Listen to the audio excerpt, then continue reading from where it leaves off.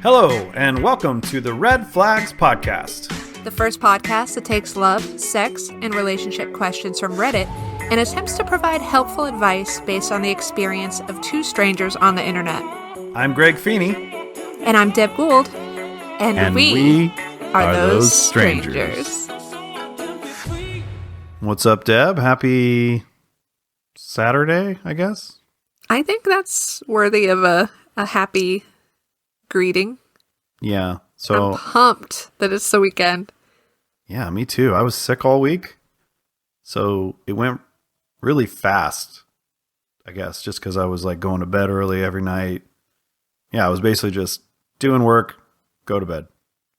That sounds like my life all the time. Yeah, a little bit. Usually there's just a couple more things sprinkled in there. Yeah. Cool. I'm excited about spring break. So I don't know about you, but we've got 1 week left and then spring break. That sounds right. And I don't get spring break off, but I'm absolutely taking some spring break. Oh, they don't give it to you off? No, we have to work. And I probably should be working, but it's such a easier time to take time off. Well, we always deal with lining up spring break. So like my wife's a teacher, and obviously my kids are in school, and they're in different school districts. So it's kind of a little bit of a crapshoot whether or not they end up on the same week. But luckily, the last few years it's lined up. So that's good.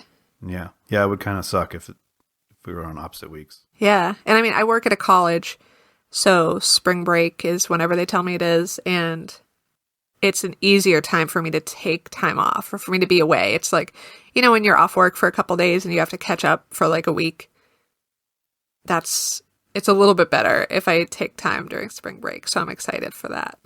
Cool. Well, hopefully that'll be fun.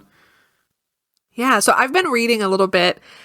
I'm not into reality TV and I don't know a lot about the Kardashians, but I have been interested in some of the ongoing terrifying communications regarding Kanye and Kim's divorce. Okay, so the only thing I know about Kanye really, other than like he had a few records that were good, kind of a while back. I don't really listen to his music now, but is that he seems like he's totally, maybe legitimately bonkers. I'd agree with that assessment.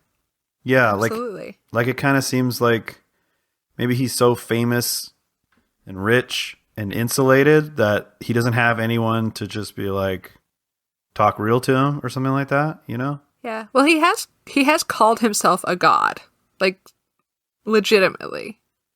Yeah, some of his rants are like could be interpreted as like psychosis, I feel like. Yeah. But I feel like the details aren't even what is most interesting to me about this whole thing, but it's the idea of like, you and I have both been through divorce. Imagine if I could like Google that and find out like what stage we were in, or like if I scroll through an article right now, it'll be like, see Kim and Kanye's moments throughout their marriage. Like, it's just so creepy, and this isn't how I would like to consume strangers' lives, like celebrity-wise, but I don't know, it's hard for me to like wrap my head around how celebrities can actually live normal lives. Yeah, I mean, I think they probably just don't live normal lives, but I also think that they're the kind of people usually who enjoy a lot of attention. I'm sure it gets old after a while and there's times when they don't want it, but I kind of feel like overall, you know, I don't think the Kardashians are shying away from this kind of attention. That's a good point. I think that's one of the interesting things about this moment in Kardashian history, because the headlines seem to be very much that Kim Kardashian wanted to try to keep this divorce private, or as private as it can be, with like TMZ lurking, and that she's upset that Kanye has kind of made a big fuss and was, you know, talking shit about her and Pete Davidson. But you have a good point. Like, if you're a Kardashian at this point, like, what created you was what you are hoping. I don't know. Yeah, I don't doubt that she would rather keep this part of her life out of the public.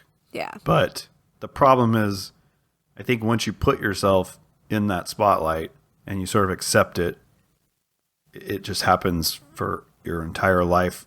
Everything, anything good, bad, it's always going to be treated like this. So I did a little bit of like reading after you mentioned it. And, I would say Kanye definitely comes off a little unhinged. He seems like he's doing a lot of things. Like he's still calling her his wife. He just sort of seems like he's refusing to accept that they have divorced and he doesn't want to move on. He seems very bitter and angry. But the funny thing is, when I was reading his behavior, I think this is not that uncommon. Like a lot of people react this way when they get divorced, which is really sad, but true in a lot of ways. It's weird to watch it unfold, like as a third party, because, and especially, I mean, for me as a woman, I'm also viewing this and viewing his behavior as like beyond problematic, right? Like to a point where like it feels a bit like harassment, and it's just weird to watch it. And I feel like people are just like, oh, it's just Kanye being Kanye, Yeah. I mean, I know real life people that have gone through divorce and had to deal with behavior like this. So it's definitely not uncommon. And I think he's just, seems like his ego won't allow him to feel like he got divorced or something like that. He just can't believe it. Yeah. Okay. Well, we don't need to talk more about Kanye and Kim, but I'm just like so grateful that all of my bullshit does not live on a website. I mean, outside of typical social media, but you have some control over what you release.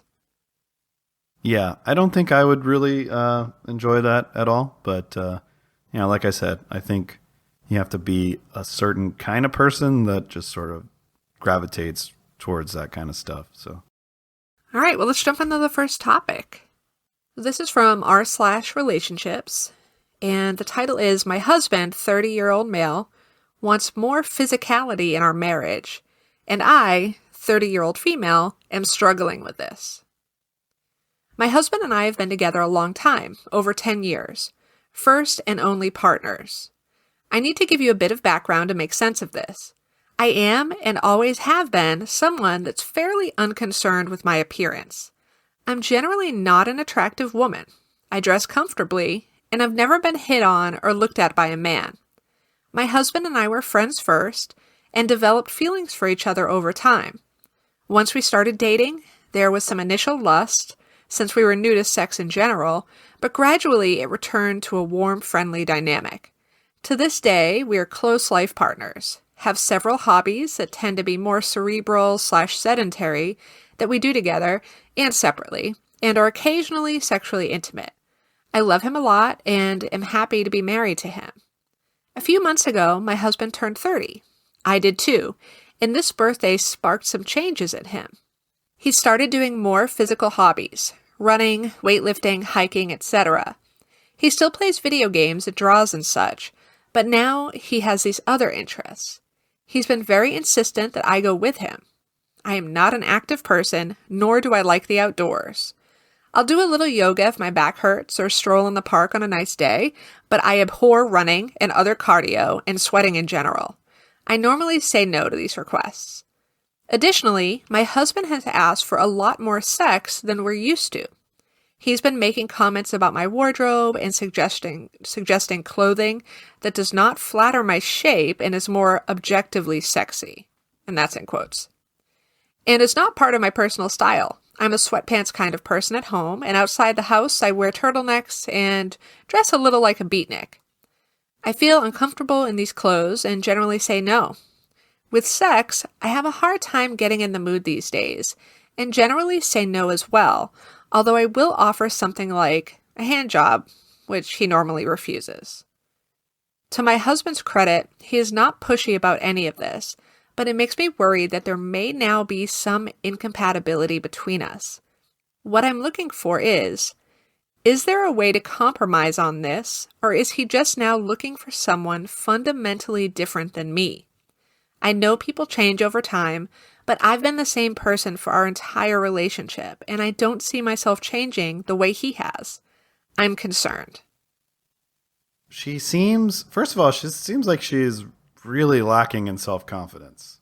Yeah. And she talks down on herself a lot, like, I'm not an attractive woman and this and that. And so initially I kind of almost wonder, is he really trying to change her like some fundamental way? Or is he maybe trying to build her up and maybe try to get her to find some ways to build up some confidence or something like that? She doesn't really sound like she is very interested in like challenging herself. And I don't know, I kind of feel like what her husband is doing is pretty normal for people when they get a little older. Like I think in general, you hit a certain age where you're like, okay, I gotta like do something. I gotta like work out, or I need to like eat a little better, or you start to see that the end is still far off, but it's going to be closer if you don't, get up, move around, and do something, right? Yeah. So to me, it doesn't sound like he's really doing anything too crazy. Like I don't know that she should feel like he wants somebody else or something like that. What do you think? Yeah, that's my first thought actually, was that there's nothing in here that makes me think he's looking for anyone else. If anything, in kind of getting these new hobbies and being more physical and going out, there is no need for him to ask her to join, right? Like he could be fully separating himself from her, but he's not. He's being really open and inviting her to be a part of the changes in his life. So for me, it felt like, really kind of her concern that he's looking for something different.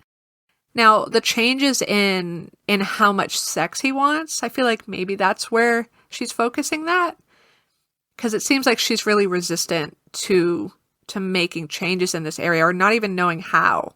When she says, I have a hard time getting in the mood these days and generally say no. Yeah. That sentence is challenging for me because you do have to work on it, right? You have to, they've been together for over 10 years.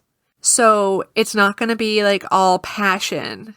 For sure. When you start talking about like if your libido is going down and you have a hard time getting in the mood, that is the point where you have to actually do something proactive. You know what I mean? Like if you care about your relationship and you care about your partner's needs and, maybe just intimacy being important, it may not be as important to some people and maybe it's not as important to her, but it sounds like they had a baseline level of intimacy and it seems to have dropped. Even though she's saying he wants it more now, right. She also seems to suggest not only does he want it more now, but she wants it less than she did before, which potentially can be a problem, obviously. If he's getting constantly rejected by his wife in a monogamous relationship, that can be really bad for someone's self-esteem.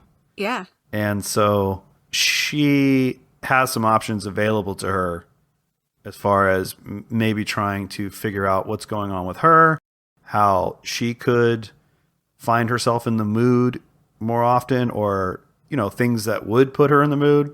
Yeah, and I think I look back too to the beginning of this. They are their first and only partners. Outside of exploring their, sexuality with each other, there's no other experiences to pull from. So I think that I can't even speak to that really, right? I'm so far of being outside of that experience.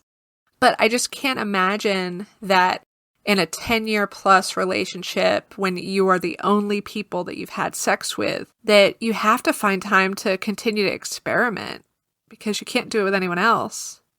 Yeah, and I feel like if he's rejecting the like sympathy hand job, to me that seems like a sign that he's feeling unwanted or undesired, because it seems like he's like, I don't just want like a sympathy hand job. I want to feel a connection, or I want to feel like you desire me, which for most people that's going to be very important. Yeah. She says he's not being pushy about any of it. So it doesn't sound like he really cares too much if she likes anything specific that he's into. Right. But I think he's maybe trying to challenge her to maybe step outside her comfort zone a little bit sometimes. Yeah. I think too, I'm curious what you think about this. I mean, I'm not a sexpert. I don't think. I have no credentials. But I do find that sex is interesting in that once you haven't had it, you can be kind of okay with not having too much. But once you have sex regularly, you want it more. Yeah, I do think that's true. I think a lot of times people will give the advice that if you're having this problem where you just don't really feel motivated to have sex and your partner's starting to feel rejected, schedule sex. Yeah. Pick a night, pick 2 nights, whatever it is you want, and just be like, we're going to have sex. And even if you get to the night and you're still not really feeling it, have some ways to like slowly get the motors going. And it seems like having sex begets more sex. Yeah, absolutely. It's definitely the type of thing where sometimes you just got to do it. And, I've heard like some counterpoints to this saying like, well, that's messed up. You shouldn't like feel like you have to do something you don't want to do. I mean, I agree with that, right? Sure. If you don't want to do anything, don't do it. But if you care about your relationship and your relationship is a monogamous one, there's not a whole lot of monogamous relationships where both couples are just okay with not really having sex. I mean, That's going to be a very rare circumstance. So if you're in a monogamous relationship, you're probably going to deal with this problem at some point. And yeah, I don't think it's something that you can just brush off. I think brushing it off is that's definitely a relationship killer in the long run. Yeah, absolutely. And I think that, having sex in a long-term monogamous relationship, that's a huge piece of intimacy. That if you're not getting it, it could impact your relationship in a negative way. And it sounds like they do a lot of things together, right? The way she speaks about her husband it feels like a friendship. But that, that intimacy piece, it feels like it's missing. You can't get all of that, through hobbies. If you're in a monogamous relationship, sex is basically the one need that you can only get from your partner. You can get, I can't think of another need you can't get from somewhere else. You can get friendship from other people. You can get emotional intimacy from other people. You can find someone else to run with. Yeah, you can have, that's how I am. Like most of my activities are done with acquaintances or friends. And me and my wife don't have a lot of shared hobbies. As far as him trying to get her to dress more sexy, I guess, it's hard to know what his motivation is there. But again, it could just be, he might be trying to affirm that, hey, I think you're attractive. Right. And I think you would look great in this outfit. She obviously disagrees. But, it doesn't seem, I don't know. It doesn't seem like he's being a jerk about it, Yeah, I would agree. I feel like just because the way she describes it, this could be described in a different way. And I'd be like, what an asshole trying to push someone to do something they feel uncomfortable with. If I'm just reading this the way it's written, it seems like he is trying to show her that he's interested in her and maybe push her out of her comfort zone. I feel like for me, sitting in COVID right now, with 2 years has gone by, I just recently started thinking, oh yeah, I'm 100% a sweatpants person now. And now I need to even if it's not for me, but it does feel good, but for my partner's sake, I want to try a little bit more because it's been 2 years and sweatpants are king in my wardrobe. Yeah, that's for me, it's I always wear a hat usually. And I have to tell myself all right, don't wear a hat every day. Try to, because you can get so comfortable where you're like, oh, my partner doesn't really care. Yeah. But I don't know. It's always going to feel kind of nice if somebody does a little extra or, just to change things up. And it can feel intimate. If you're going somewhere with somebody and they kind of dress up for you or, it's not just for you, but obviously you're like, oh, okay, we're going on a date. You look nice, blah, blah, blah. So, and it's not like she's got to wear halter top and leather tight pants and high heels. It could just be cutesying up a little bit. Yeah. Yeah. Actually brushing your hair. It doesn't have to be wild, but I do wish, I hate to hear any person really, but especially I hate to hear a woman say, I'm generally not an attractive woman. Yeah, because everybody's attractive to somebody. Yeah. Your husband probably thinks you're attractive, and you need to probably find yourself attractive as well. I'm a firm believer in it's really hard to love somebody if you don't love yourself. It's really hard to You are channeling RuPaul. I love it. And it's really hard to be sexy if you don't think you're sexy. Yes. And some advice that I've heard recently that I thought was kind of interesting was that if there's a part about you that you don't like, and I can't remember where I heard this. I mean, if you told me this, I'm going to feel bad. I don't think so. Okay. If there's a part about you that you don't like, here's some things you can do. Let's say it's, I don't know, for a woman, let's just say it's your boobs, right? Let's say you're like, oh, I have big nipples or something like that, right? Sure. One, look at yourself in the mirror and be like, damn, these big nipples are sexy. You know what I mean? Like, it's like the whole, like, connecting the like words to the, like, it's actually been shown that these kind of techniques work. Reaffirm yourself. And then step 2, go online and Google big nipple porn, and you will find that there's a ton of people out there that are just, that's their favorite thing in the whole world. Yes. And what it's supposed to make you realize is that whatever beauty standards you have in your head are not the same beauty standards that every single person holds. Yeah. So you can accept yourself how you are, love yourself, be attracted to yourself, and then expect to find someone else who feels the same. Yeah, I totally agree with that. I think that's one of the challenges probably that we're reading here is that it's really hard to be, especially as a woman, I can speak to this. It's really hard to feel turned on when you don't feel confident about your body. And I feel like we all go through, hills and valleys of what that confidence looks like as our bodies change. But if you don't have any of that, I can't imagine how difficult it would be to just get naked in front of someone. Okay, so we're going to move on to our next topic, which comes from r/dating advice. Found out woman I'm dating used to be a sex worker. I, 29-year-old male, found out the woman I'm dating, 26-year-old female, used to be a sex worker. She asked how many people I had slept with when we were laying in bed. I asked her the same question, and she said she didn't keep count. I became curious. She said she started working in a brothel on the weekends when she finished up with school and turned 18.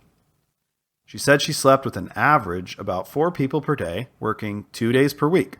She did this for a couple years, had a 2-year break, and went back to private work for another couple years. I ran some numbers in my head and calculated for her to have slept with around 2,000 plus people.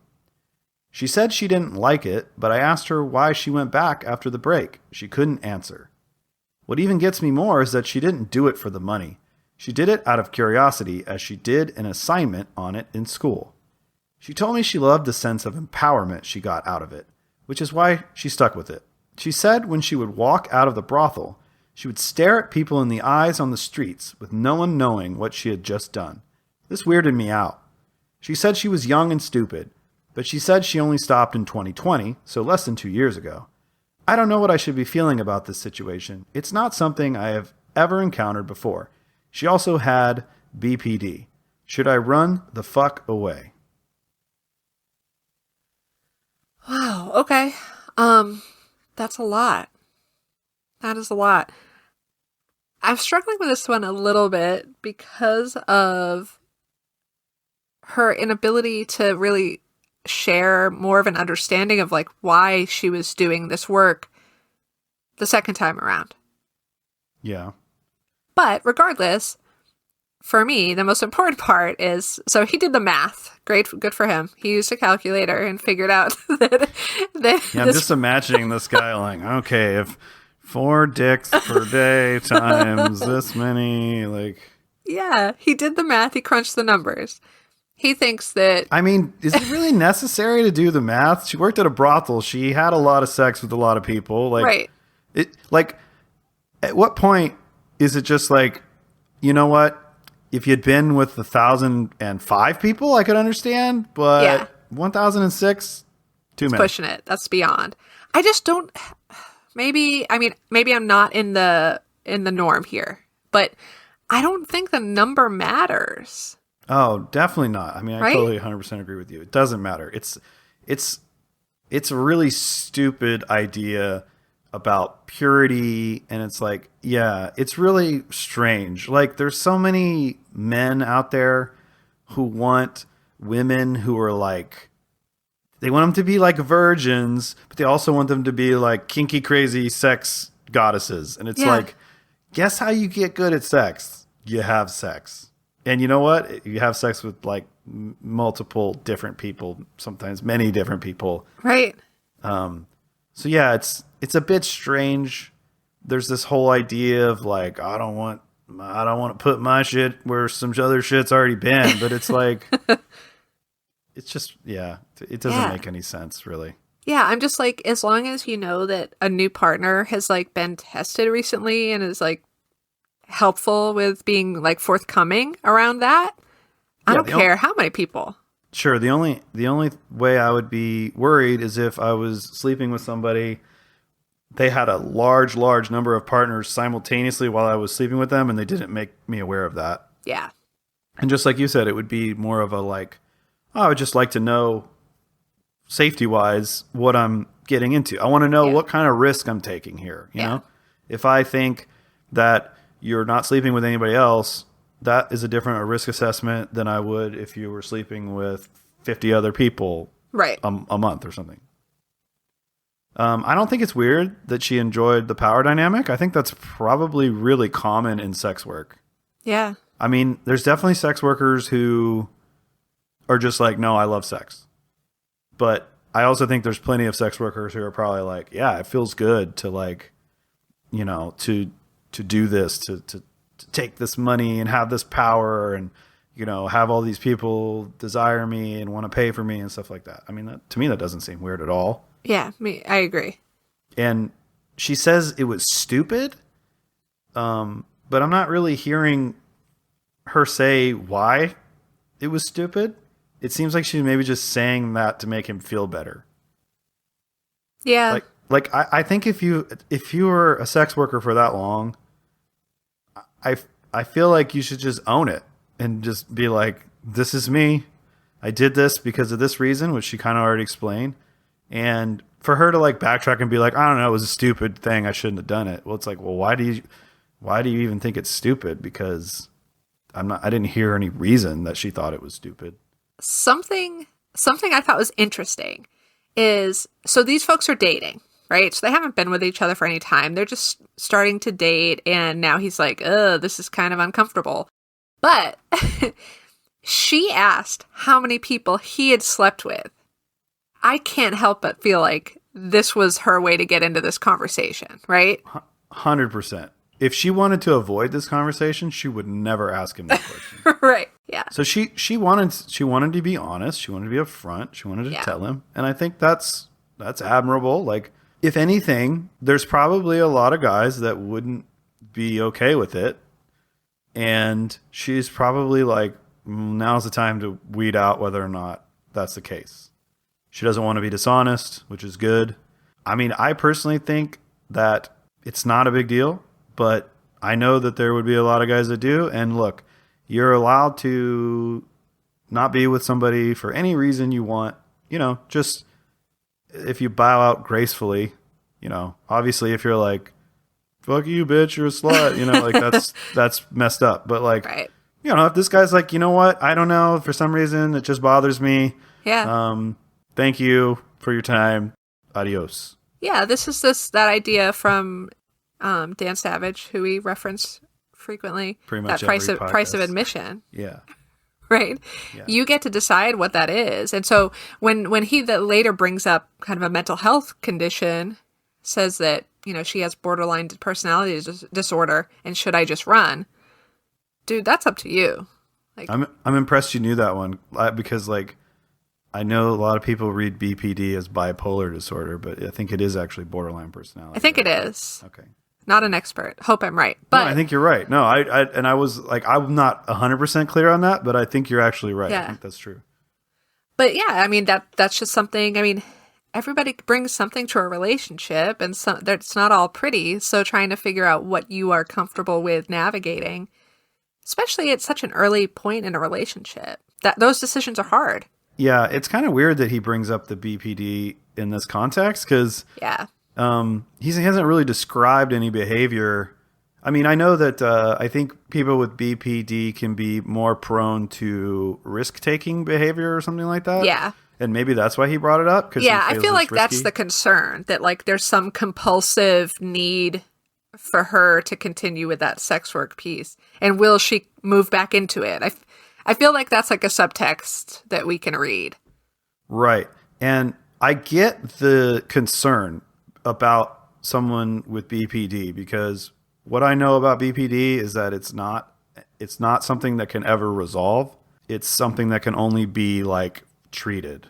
Right. So, and depending on what it is, because I think there's a lot of different types of BPD, not having treatment can lead to like really bad outcomes and really bad relationship stuff, because it's like there's like different attachment types and all these weird things. Don't know enough about it to get really deep into it, but I can understand being like, okay, she's BPD, I'm a little bit concerned. But to me, that's like, well, then address that. Like, well, what are you doing to like keep up with your mental health? Like, how do you approach having this? Like, are you just shoving it under the rug and then is it gonna blow up in 3 years? You know what I mean? Like, those are all key things to think about, but I'm not necessarily sure that it's like directly related. Yeah. The one piece he did say that I would agree with him totally is when I totally understand feeling empowered in that work. I can totally relate to that if I think about it from my own like mental standpoint. But she said when she would walk out of the brothel, she would stare at people in the eyes on the street with no one knowing what she had done. This weirded me out. And I'm like, yeah, because that's fucking weird. Like, that creeped me out.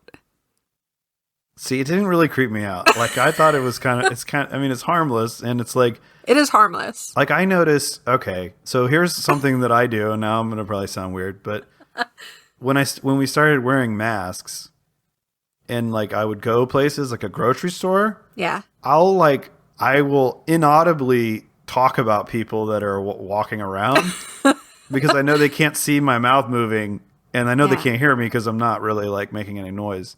So I'll be like a person will walk by and I'll be like, why the hell would you buy that in your car? Like, like, I don't know, just like, and it like does give me some kind of weird feeling of, I can't explain it. It's just like, I just enjoy it. Like, no, that I can understand a little bit, but for this moment, it was like, it's the stranger not knowing that I was just doing sex work that is enjoyable. It sounds like a kink in a way. Yeah, it does. It does. And the way it's worded is just what gets me. It's like, I'm going to stare at people in their eyes. Yeah. I mean, like, I think, would it not be akin to like a kink of like people who like wear a sex toy in public and they're like, nobody knows that like I've got this sex I think that's a good comparison. Yeah. Yeah. And I think there is like a sense of, I don't know if power is the right word. It's not really power. It's just more like, maybe the power of knowledge, like the power of like, you just look at me and think I'm reading a book on a bench, but really I've got like something shoved up my butt and it's vibrating, Like, yeah. It's that to me. That yeah, no, that's a good comparison because that makes more sense to me. So thank you, Greg. Our brains are weird places. So I think bottom line here, he's like, should I run the fuck away? Which I think is, it implies that this is like a red flag, which I don't think it is. It's just a very personal thing. And I think people will have strong feelings on it. He hasn't really seen anything about her that's troubling from a relationship standpoint. Like, he didn't say how anything's been bad or she's acted a certain way. But if he's not comfortable with it, then obviously he's not obligated to date her. And there's no need to like shame her or be negative about it. But if that's just not who you want to date, then hey, free to move on. Our next topic is 15-year-old male, found out how my aunt really died, and I don't know how to talk about it with my grandparents, who are a 60-year-old female and a 70s-ish year old male. I, 15-year-old male, have always known I had an aunt, my father's sister, who died in an accident when I was young, around 4 or 5. No one in my family made a secret of it. There are pictures of her at my grandparents' place, and she's mentioned fondly by my parents, etc., but they never talked directly about her death. I have some memories of her. I remember she was very kind and would laugh often. She'd spend lots of time playing with me, and I loved her a lot. Well, last week, my mom, 40s female, and I were watching TV, and there was a car crash in the movie we were watching. I felt my mom tense up, and when I looked at her, she was uncomfortable and was looking down. I stopped the TV, and she wouldn't tell me what was wrong, but I asked if this was about Aunt Calla, not her real name. Then my mom started crying, and she said yes. I wasn't going to push it, but then my mom said, she died trying to protect you.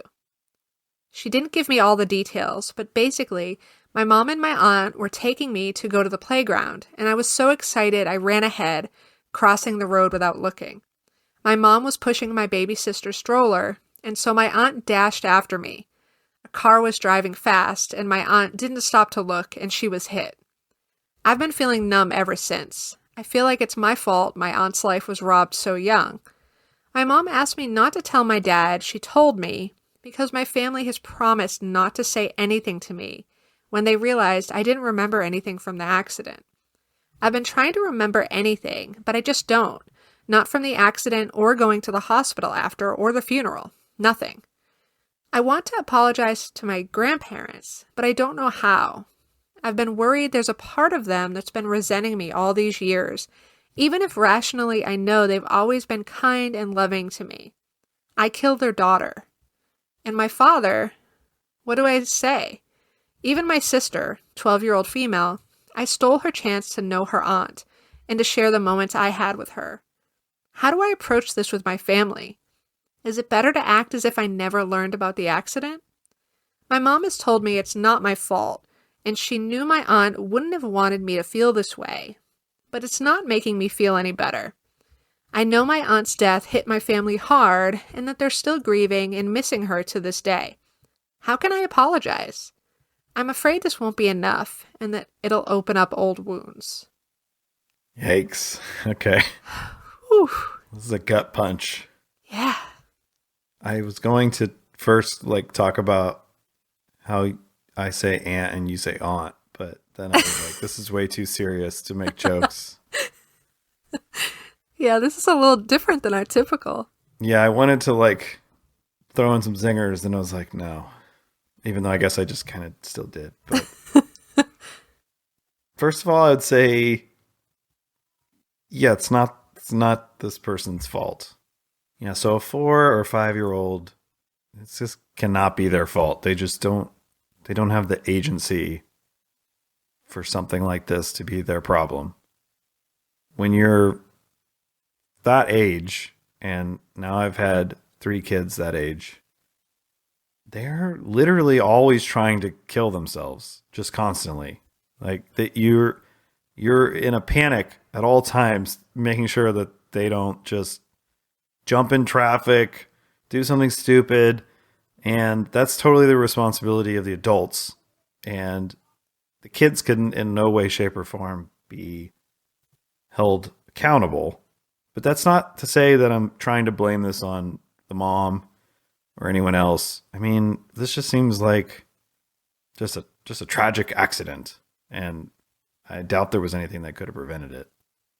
Yeah, I mean, this is horrible, and there's nothing that can be done to take away how heavy this is on this person, feeling like it was their fault. But I feel like I'm kind of looking towards the mom, because the next issue is there's this tragic accident. People are still grieving years later. Yeah, of course. But the mom now asking for this person who's feeling all of this guilt to then continue a lie, that I'm having a hard time with. Yeah, I'm not really sure why mom decided now was the time to bring this up. Well, I don't think she did, right? She started crying. She just felt like the jig is up. I have to just come clean. I think so. Okay. I mean, she could have just maybe lied again, because she's obviously lied about this before. But yeah, I would assume at some point she wants to tell him. And I guess 15 is, I guess 15-year-olds are starting to get a little bit of emotional intelligence. So maybe she just thought he could handle it, or maybe she just was just so swept up in the moment. I don't know.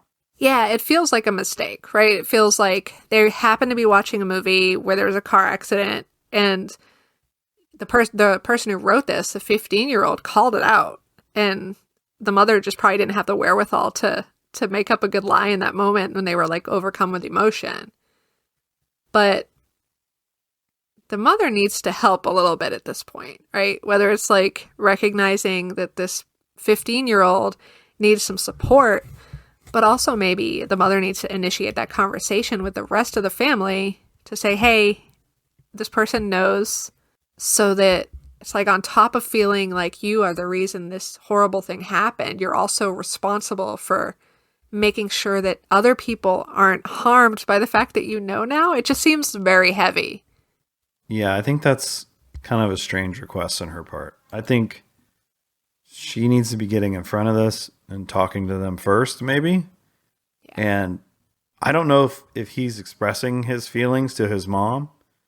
And if he is, then I think it could be very helpful if she could kind of get in front of it and have maybe the grandparents talk to him and just say, hey, we just want you to know we love you. We don't hold you in any way, shape, or form accountable, because he's talking about whether or not he should apologize, which I think is a bad idea. Yeah. If they were the kind of people that felt like he owed them apology, I think he would have picked up on that earlier, and there would have been like, he's like, well, I don't know if there's resentment. Well, I think he would have known. Yeah, I just really want, I mean, this is one very extreme instance, but I have a hard time when the responsibility is left on the child instead of the adults, like in a familial relationship. And it happens all the time. I'm always like, okay, you're the adult, so you get to do the hard things. Don't ask the child to do the hard thing for you. Yeah, even a 15-year-old. I mean, 15-year-olds are, obviously they're getting close to adulthood, but they just don't have the experience with this kind of stuff. And yeah, the adults should definitely be picking up the slack here, I think. Yeah. The other thing is, even though the family is still grieving, 15? So they've had 10 plus years to process this grief and to process this event happening. Whereas this 15-year-old literally just found out, right? So like, it's as if this just happened to them, but on another scale, because they also, one, they lost their aunt in a tragic accident. They just found out about it, but they also found out that it was quote unquote their fault. It's weird because there is like two very different grief moments happening in the same family. And I'm afraid that they won't take it as seriously as it needs to be taken because they've already had time, Yeah, that's true. I mean, 10 years, grief is something that takes different people different lengths of time. But right. I would say after 10 years, they've tackled a lot of these issues internally and with each other. So I think sort of like him saying, oh, is it better to act as if I never learned about the accident? Like, no, I don't think so. I think now's the time to just get it out there, talk about it. And I also wonder if maybe he's like over worried about this. Like his family doesn't sound like they're going to be difficult. It seems like they try to protect him. And yeah, I can understand why they did that. It seems like they were being kind. And I think it's maybe a little irrational that he's thinking that, oh, they're going to be mad at him. And he's just processing. Yeah, so, it just shows that he really does feel like it was his fault.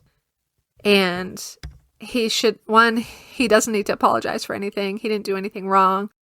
But two, I just hope that someone will take this on. And even though it might be easier for him to pretend like this never happened, it's not the right thing.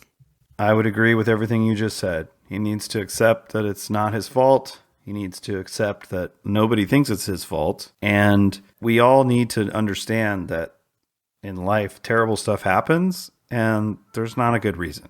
There's usually never a good reason. Yeah. And it's hard though. I mean, we both agree on this and we could say it all day long, but it would likely be helpful for him to have some counseling to get to that place sooner than later. Because he can't just say, okay, cool, I accept it. It's not my fault, right? Like, there's going to be a process for him. And so hopefully he can get some help. Yeah, I think I was going to say like, oh, it sounds cliche because I feel like we keep like, or at least I keep saying like therapy. Like, Yeah. this is the one where I'm like, you definitely therapy. Like, Yeah. just do it. And I mean, even if people don't get therapy, sure, can you get through a difficult time without that? Yeah. But it might make the time that it takes for you to get to that like end goal a lot longer. Right? yeah, and I think for me, one of the benefits of recommending therapy often is that I want to normalize therapy, which I feel like it's becoming a little more normal, but it should be a normal part of healthcare. It should be something that there's no stigma around. And so I think the more we suggest it, it's also just saying like, hey, this is just something that everyone probably needs to do at some point in their life. The next topic comes from r/marriage, which, if I'm not mistaken, will be a debut for that subreddit. I sarcastically laughed at my wife when she tried to initiate sex, but I just can't feel guilt for that. What do I do? Hi all, I'm a 32-year-old male in a tough situation. Have 2 young children with my wife, 31, who has been stressed with work. Don't take the remainder of this post as me hating my wife or any of the things I'm about to write as me not being attracted to her, but our relationship has been so hard lately. Ever since last year, she's been much more focused on work while I've stepped down my work schedule, self-employed, to handle much of the childcare and home activities. She has had to deal with a boss who's been ruthlessly critical, micromanaging, and even bullying her. The turmoil with her boss has led her to do a number of things I find very hurtful. The first of which is her relationship with another man at work, which went from February of last year to December. From past texts, at least some level of sexual interest for this man on her part, as well as nude images and graphic text, is evident.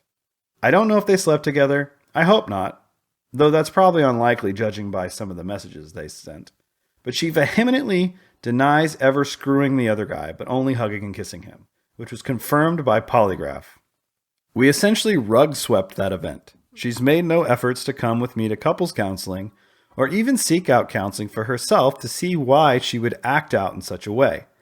I've been going to individual counseling ever since D-Day in December last year, and I feel like I know myself and my feelings so much better. I just wish she'd meet me in that effort too.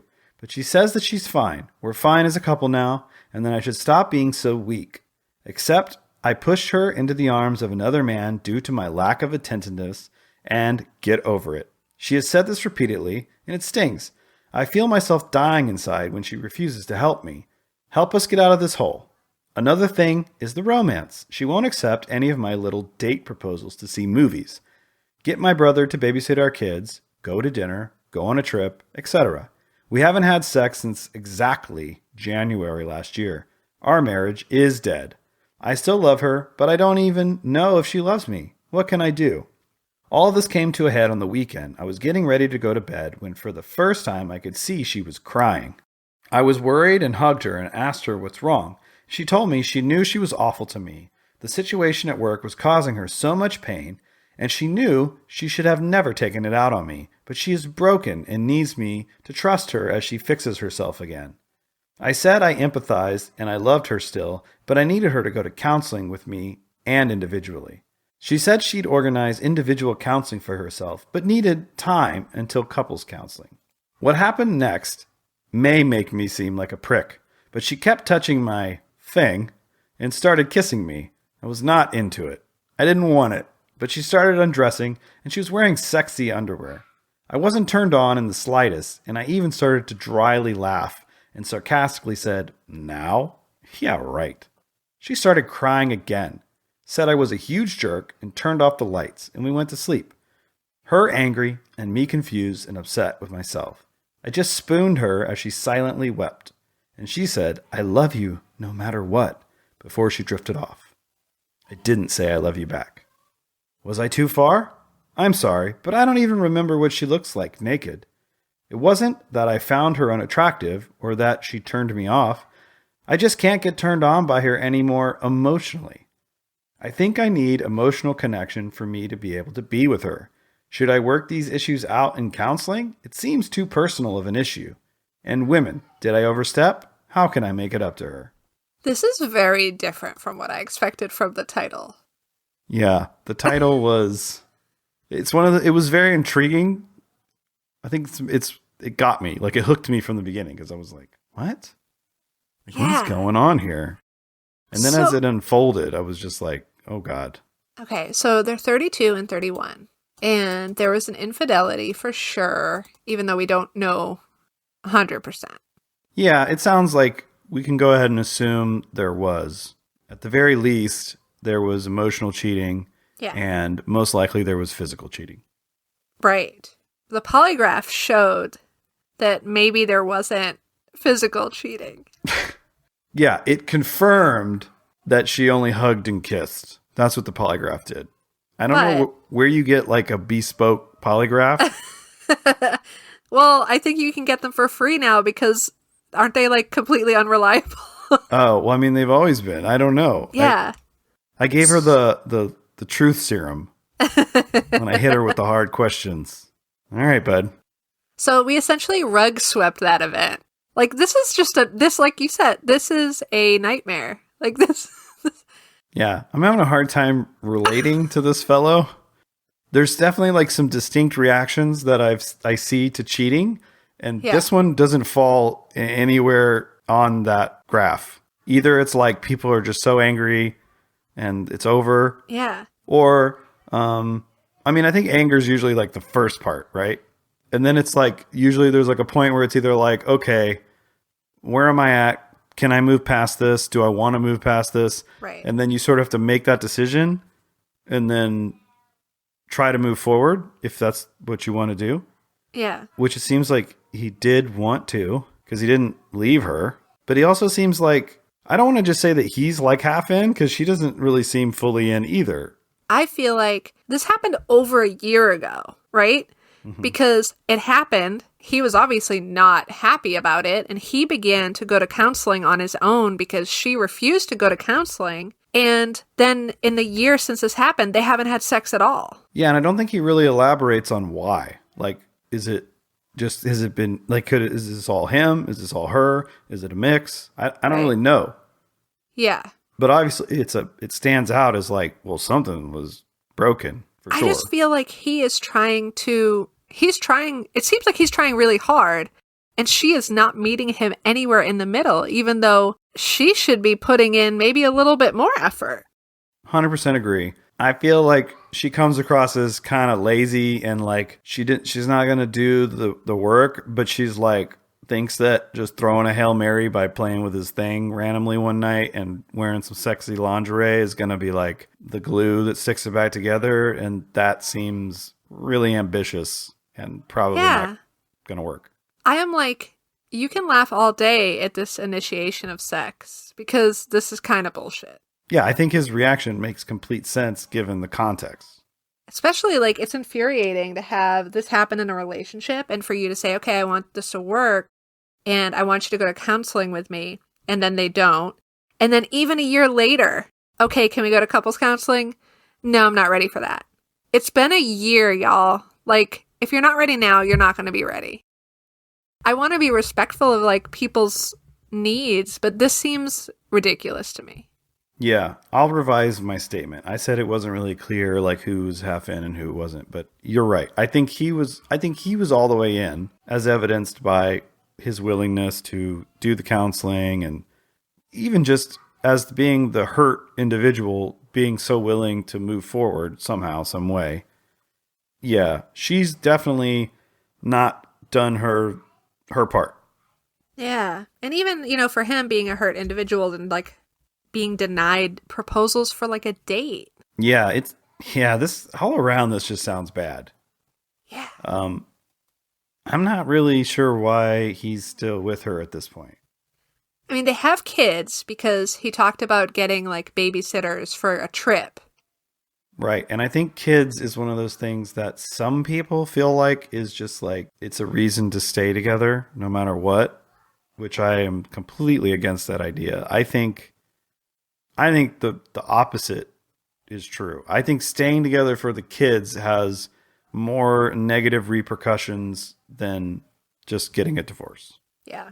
Because the amount of resentment that builds up between the two people, or even if they do a good job, let's say they don't resent each other. Let's just say that they're like strangers in a house or they're business partners raising children.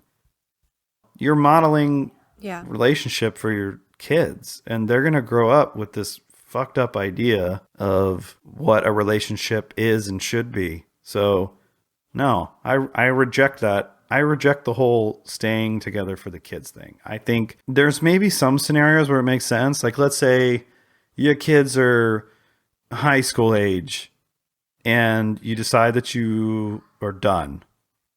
Okay, maybe you ride it out for a few years and then you split. That's fine. But we're talking about babysitters. These are young kids. I think the younger that you separate, divorce, whatever, I think it's probably easier on the kids because they just don't really know any different. You know, they sort of just learn to live that way. Yeah, I'm super bothered by the end of this where he makes the ask, right? Should I work out these issues in counseling? It seems too personal issue. And I'm like, no. Like counseling, you can be very personal or you don't have the right counselor. But in women, did I overstep? How can I make it up to her? What? Like, how did he flip this on himself where he thinks he's at fault? I mean, I know he feels guilty about denying her initiation of sex, but that's not the major issue here. That is so minor that I'm just like, I feel horrible for this person because he's clearly flipped it where he feels like he owes her something, where I'm like, y'all need to go to couples counseling together. And if you're not willing to make that small effort, then what can you really do here? I agree. And I wonder if he's just so used to sort of bending to her will at this point. He seems to be a bit of a pushover and, kind of a people pleaser, I guess. And he's maybe he's not putting enough into his own feelings. He's not taking a hard enough stance for his own side. Yeah, I agree. All right. So our next topic is from r/relationship advice. My girlfriend has a crush on someone at work. Now, the poster is 27-year-old male, and the girlfriend is 26-year-old female. Throwaway account here, as I think my girlfriend knows my regular account. I stumbled on a Reddit post by my girlfriend, as it got fairly popular in a subreddit I follow. She wrote that she has a crush on someone on a different team at work, huge office. Crushes are normal parts of relationships, and this stuff happens in the course of a 3-year period. But she used phrases such as, quote-unquote, pass him a note, or, quote-unquote, approaching him. She hasn't spoken to him, but is definitely attracted to him. I think that goes beyond normal relationship issues. She even responded that she will probably see him next week, and will keep the commenters updated. Any advice on how to approach this? I'm devastated. Obviously, I'm thinking of breaking up with her, but I've put so much of my life into her. Should I wait to calm down? Am I overthinking? Update. Thanks everyone for the advice and more importantly the support. This sucks, but I'll get over it and find someone better for me. I decided to confront her on this, but get her side of the story and break up with her. I tried calling her, but we'll chat after work. Okay. So, I think we forgot to mention, this is the disaster of the week. Yes. So, first of all, I'll say I desperately tried to find the post that he's referencing because I really wanted to get the full experience, I wanted to read her post, but I couldn't find it anywhere, and there wasn't any Good Samaritans in the comments that linked it. Apparently someone said they saw it, but it was gone. So maybe it was deleted or something like that.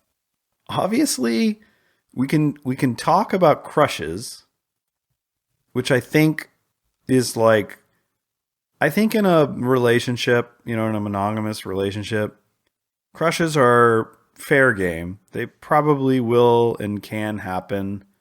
And I don't necessarily find I think there's nothing wrong with having a crush on somebody.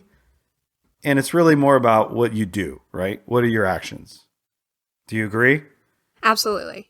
Okay. Because there's a bunch of really stupid people on Reddit that are like, you should never have a crush when you're in a monogamous relationship.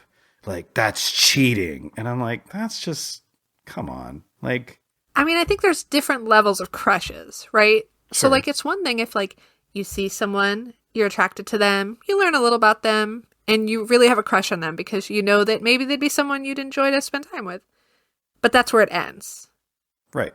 Right? And then there's, like, a crush where it's starting to break, like, it's starting to look so much more appealing than what you have at home. When you start Yes. to make that comparison, I think that's where trouble starts. Right. I think that is where trouble starts. And I think that ultimately what matters to your partner is what you do at that point. If you recognize that and go, oh, this is like really unhealthy for my relationship and I'm going to squash it, then fine, right?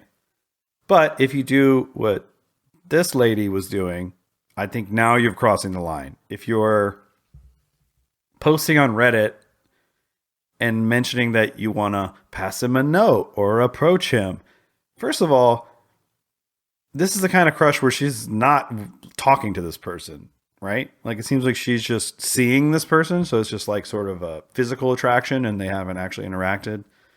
So yeah, I would say that's wildly inappropriate. If you already feel that way and then you're trying to like reach out and create some kind of connection, it would make more sense to me if it was like, oh, I have a coworker at work. He's really funny. We interact daily. Yeah, I kind of like a crush on him, but like I know that it's just like stupid, you know, proximity thing. Because I think proximity probably what causes 90% of crushes. Like you're just around somebody a lot. And I think I don't know, I'm not going to sound smart here, but I know that I've read some psychological stuff that says that you can become attracted to somebody just by being around them all the time. Right.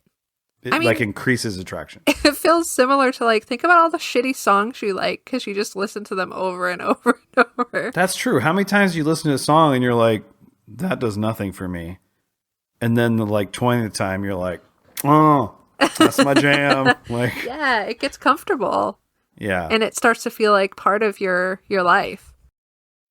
Right. So, yeah, if I was this dude, I'd be super pissed about what she's saying in this thread. If she was just saying, "Oh, I have a crush on a coworker and I feel bad, and what can I do to like get over it?" Then probably there's nothing to be mad about here, right? For me, one of the things I would be more mad about, I think, if this was my partner, would be not only the content of the message, but the fact that this is so like present in your mind that you logged into Reddit and made a post about it. Yeah, that's true.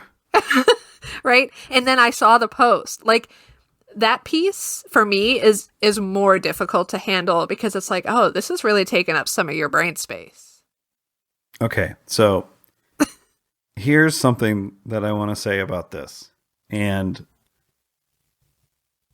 I think I do this a lot, right? When we do these topics, I always say like, okay, well, let me jump into like Steelman charitable mode and try to think of a scenario where this is okay. Yeah.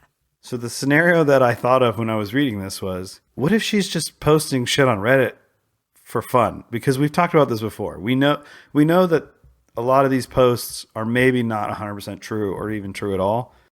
And the reason that we talk about them is because they're interesting and they spark a conversation about something that does speak to something in real life. So if I wanted to do that with her, super charitable. What if she just made this up to just post something on Reddit, right? And then when I looked at the comments, there was an update, which I'll let you read it since you read the topic. Okay. Slight update. I like this that. Is not slight. I don't know why this would be slight. Okay, slight update. I confronted her over the phone, and she said it wasn't real and that there isn't any crush. She posted it as a story because she was bored. I want to believe her as this is something she would do, but still, what the fuck? Speaking with her in person later. This just killed me. Because I was I like, was like, this is how people's relationships work. Like, maybe you can't handle Reddit. yeah. And then I started thinking like real like Inception level of like, what if this post is fake too? Holy shit. Then we just Yeah. found a fake post inside a fake post. Like, how deep can we get here? How bored are people? I mean, people are fucking bored. Like, let's be honest. We've been in a pandemic for 2 years. I will never be fake post on Reddit bored. Well, there are plenty of people that are, I'm pretty sure. Well, But thank God. Thank God for them. there's a lot of people that are just terminally online. And this is, I think, That's how true. they get their kicks. But let's assume that this is real. And this is her excuse that she says, I mean, do we believe her at all? Like, Well, it's weird because he does say, this is something she would do. yeah, that's funny. And I do think that when you're in these kind of scenarios, you do have to sort of call on your own experience with the person. Right. Any outside observer might have an opinion, but ultimately, we know our partners better than anybody, usually. Yeah. And perhaps he's right. But then again, perhaps maybe this is just cope. Maybe he just doesn't want to believe it. And he's just coping hard by like, oh, maybe this is what she would do. Yeah, it's hard to say. So he mentions that they've been together for 3 years. And it feels like that whole like sunk fallacy idea, right? Of like, I got 3 years in. What will I put up with? I don't want to have to start over again. Yeah. And then I guess if he really wants to like do his due diligence, I'm assuming that he maybe knows some of the people she works with. I mean, they might have like mutual friends Yeah. or something. Is there a way that she could prove to him that this person doesn't exist? You know what I mean? Like, I didn't see the other post, so I don't know how detailed it got about this other guy. But maybe there's some way that she could put his mind at ease that this is fake. But, yeah, I don't know. It's going to be tricky, I think. I just feel like... Well, it's especially tricky when they're both on Reddit, like, with a developing audience. Like, instead of talking to each other about the relationship issues, they're like, hey, Reddit, here's an update. Thanks so much for your support. Like, I'm a little worried about that, right? It's going to be like a Patreon and a GoFundMe, and then they're going to get married, and there's going to be a reality internet TV series about their relationship. I mean, they could get there. It could be the long game that they're playing. It's just odd that like they're not like reaching out to each other. It's like always like reaching out to strangers. Yeah, and how did he know that it was her post? He doesn't say that, but he says I stumbled on a Reddit post by my girlfriend. So presumably that means she was just posting from her normal account, which yeah, she should have known he might see it, which again makes her like incredibly fucking stupid, I guess. Like, right. Hello? Like, or maybe she knew it was fake and so she didn't think she was doing anything wrong anyway. Yeah, but there's no way for him to know it's fake by reading it. So right. That's the kind of thing where, like, let's say I was going to do that. Like, I was be like, hey, I'm going to post this thing for fun, which, like, I'm with you. That's lame, but I know people do it. So I would, like, give my wife a heads up. Yeah, if I was knew gonna she say, looked at my Reddit account. Like, that's stupid. Yeah, you've been together 3 years. You probably live together. So if you are so bored that you're going to start to post stories on Reddit when both you and your partner clearly are avid Reddit users, you would be like, oh, hey, I'm doing this thing. You might see it. I'm going to go like 80% chance that she's full of shit and that this is probably real. What do you think? I agree. And I also feel like this is not our disaster of the week. Yeah, was the last one? I think so. Okay. I think that was worse. I just thought this had characteristics of a disaster because... Oh, 100%. This is still a disaster. Okay. Maybe we have co-disasters this week. Yeah, I think so. Okay, so that was fun. I guess we're going to go ahead and tease the next episode. Yes. We are going to have our first guest on, which Deb is responsible for. Yeah, so my friend Dave is going to join us. He's a wonderful human, but also has a lot of embarrassing information about me because we dated, he broke up with me, we dated again, we've been friends for over 20 years. So it's going to be a really fun conversation for sure. Yeah, I'm going to look forward to grilling him and try to get all this embarrassing information on the podcast. Yeah, can't wait. It seems like he's going to be a good addition to our podcast because he's kind of got some different perspectives that we want to highlight. Yeah, we definitely are, aware that we have perspectives that are somewhat similar in that, we're both white cisgender folks and we are currently in long-term monogamous relationships. So we want to start bringing on some guests that can bring varied viewpoints and share with us so that, we can have a more well-rounded conversation from time to time. Okay, so this is a part where we're going to ask you to submit your questions, but you're not going to fucking do it because you don't and haven't. But you can follow us on Instagram at Red Flags Podcast. That's red with 2 Ds. And our email is the Red Flags Podcast with 2 Ds at gmail.com. I also have the password written right here, and I almost always read it every time I say the email. One of these days it's going to happen, and we're going to have to change the password. Oh, anyways, that might be interesting. So yeah, send us just like even like a dick pic at this point would be fine. Like anything, just like maybe a meme or like a chain letter from a Nigerian prince. Like just send us something, okay? My mom did send a topic that she thought we should talk about, so I'll share that. Did she send it to the email? No, she just sent me a text. Okay, well that's but good. I'll work on it. We're still waiting on our first email. This is going to be our 5th podcast. We're still waiting, so we're getting desperate. It takes time, man. We are just 2 strangers on the internet. But if you want to be the first one, record a voice memo with your question, or even if you just want to, like, talk about how fabulous Deb is, or something like that, then shoot us that. We'll play it on the show. We'll praise you with a million praises. Or just send an email because we know that no one likes their voice. Yeah. And I am included in that group of people. Okay. Well, I'm trying to get people to go outside their boundaries a little bit here. Whatever you send us, like, especially if you send us an email, I'm going to print it out and put it on the wall, like the dollar at the restaurant, like the first $1. Yes. All right. Anything else, Deb? That's it. We'll say goodbye. Adios.